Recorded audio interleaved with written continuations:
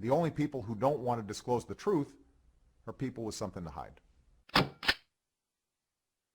All right. Hey, everyone. Hey, I went to an event tonight, and the purpose of this event was a couple by the name of Jimmy and Joanne, I believe, Moriarty. I think it's Joanne. I hope I'm not wrong in that. Told their story about how when Gaddafi was taken out of power, that NATO came in and just bombed the heck out of the country and just set loose Al-Qaeda, radical Muslim factions, and the whole place has turned into the Wild West, and there's just raping and pillaging and murder throughout the whole country. But it's just caused a total chaos, I guess, in Libya after Gaddafi was taken out of power.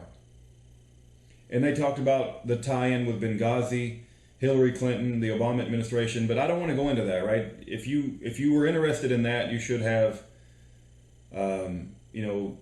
just check out their story, right? I'm not here to talk about their story, right? That's a whole different conversation. But Jerome Corsi Skyped into the event, and of course there's a lot of Ron Paul people there.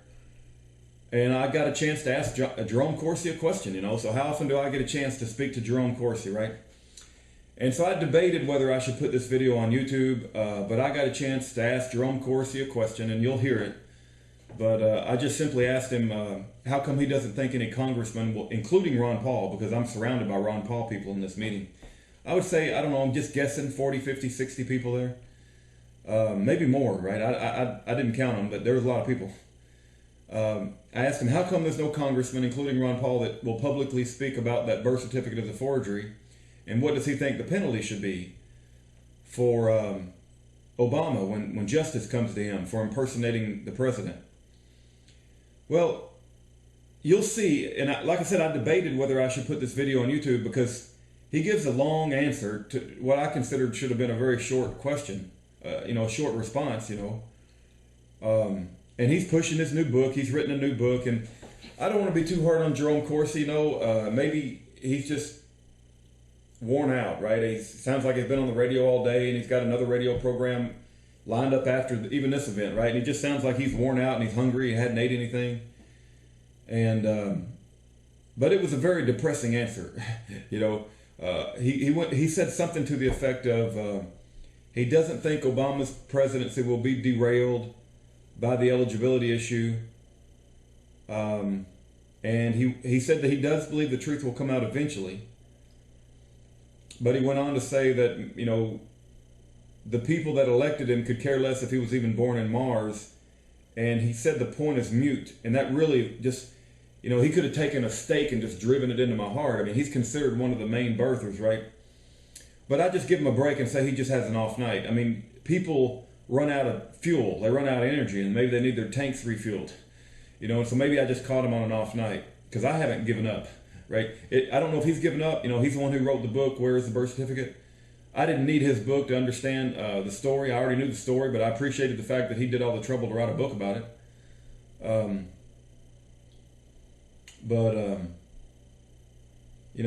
I still have hopes that the efforts of people like Orly Tates, Sheriff Arpaio, Mike Zullo, Pastor James David Manning, Lieutenant Colonel Terry Lakin, will yield fruit.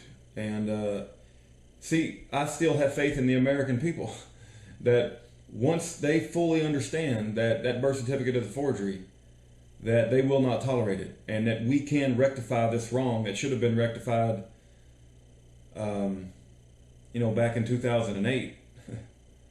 But I'll play the video clip. I'm not saying it's going to be the most exciting thing in the world. Don't even watch it if you don't want to. I would just maybe listen to the first minute or two.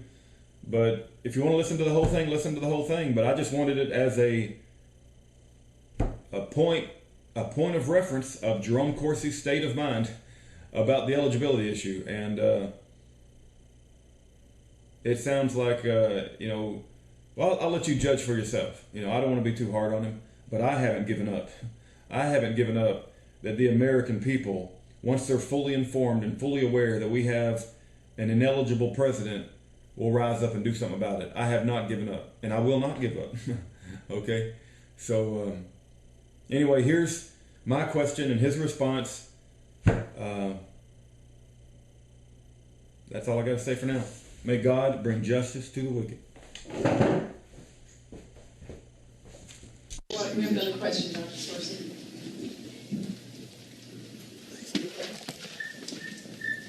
Hello, Dr. Corsi. My name is Rudy Davis. Can you hear me okay? Yeah, I can hear you just fine. Great, thank you.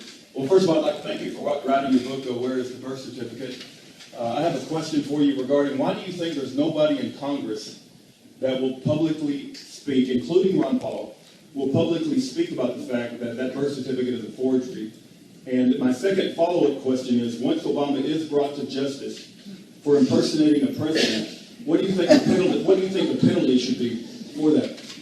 Well, in reality, Obama has managed to manipulate the media and control the public dialogue so that he has ruled out any further investigation into his background at this point.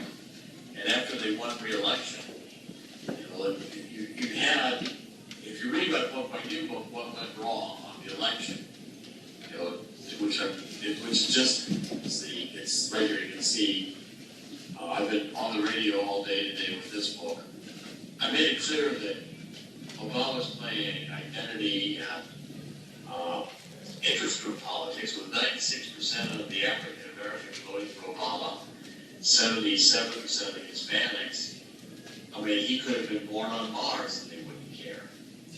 You've got a group of people, as long as they get their Obama phones and welfare checks, really don't have any fundamental understanding of the Constitution. And quite frankly, we're not teaching it in the schools anymore. I'm not sure what we're teaching in the public schools. I can't see any reason for the public schools to remain open or for anybody to willingly allow a child to go to a public school.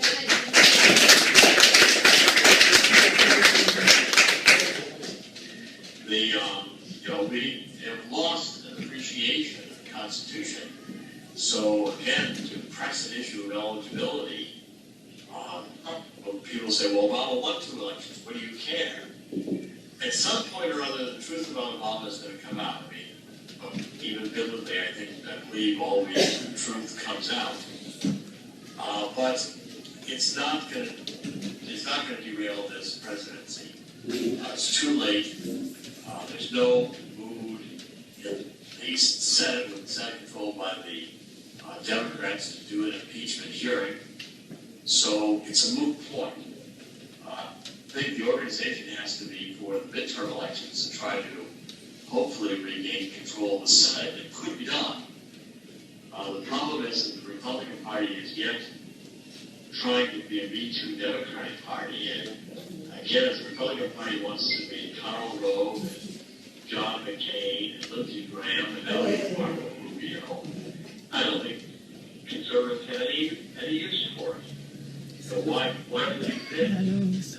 And this is their lesson the Republicans may have to learn in 2014. But at any rate, conservatives have to realize that we're conservatives first, constitutionalists first, and Republicans second. That's again another lesson the Republican Party has got to learn. It's major theme of my new book. We cannot be Me Too Democrats, running after the Democrats, trying to pander to Hispanics, trying to pander to blacks, trying to pander to all these interest groups is a losing strategy. The fundamental reality is what's happening in Detroit. The government is bankrupt in Detroit. These pensions, which are unfunded liabilities, there's probably $1 or $2 trillion of unfunded liabilities. Hundreds of thousands of people, maybe millions, who have got promises of pensions are not going to get those pensions. I mean, the final analysis is going to bail the federal government out. No country should want to go through what we're going to have to go through. But again, we've abandoned principles of fundamental morality. We've abandoned principles of the Constitution. I mean, I never thought in my life I would be dealing with issues where we're, debating same-sex marriage when we have a president of the United States in the White House who we know almost nothing about, and we're supporting terror agencies and spending trillions of dollars in deficit spending. There's a definite formula for disaster, and I'm afraid the American government's going to have to go through a period of judgment. If you're religious, and I'll see it. I can't find any country historically or in the Bible that has disrespected God to the extent we have, and it's not God, a judgment of God. So I'm advising people and increasingly concerned that we may postpone for a while until we can't spend anymore in deficit capacity. But Obama's policies are bankrupt from the beginning, and there's no way to not eventually face the reality that a lot of the United States, there's probably 24 cities in the United States where it didn't follow Detroit.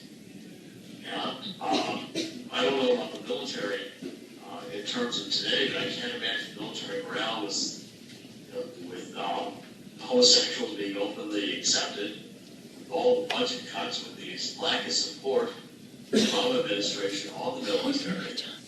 I think we are entering a situation where the United States is going to risk becoming a second-rate country if we don't reverse these procedures. So we get hold of the intention of the Republican Party desperately trying to do. Eventually the pendulum swings back, and I hope it swings back in time, that we don't risk a major catastrophe in the United States, but I'm fearful of it. I think states like Texas are going to be some of the last places to live responsibly, but again, Texas is under enormous pressure to open up issues of abortion, to open up issues of immigration, and I think we're going to have potential of this becoming a more and more divided country. Last time, if you took the states out of the took the cities out of the United States, cities, we'd have a very red state. And I've never seen Obama, wrote abomination, I said Obama's a divider. He is a divider. The situation in the United States is very critical right now. In any given event, bankruptcies, international situation, other acts of terrorism, we're at a point where the United States is not a stable country long term. Just day to day, as long as we continue to deficit spend and have a mainstream media that doesn't really report what's going on. Dr. Corsi, we're going to have 2 more questions, if that's okay.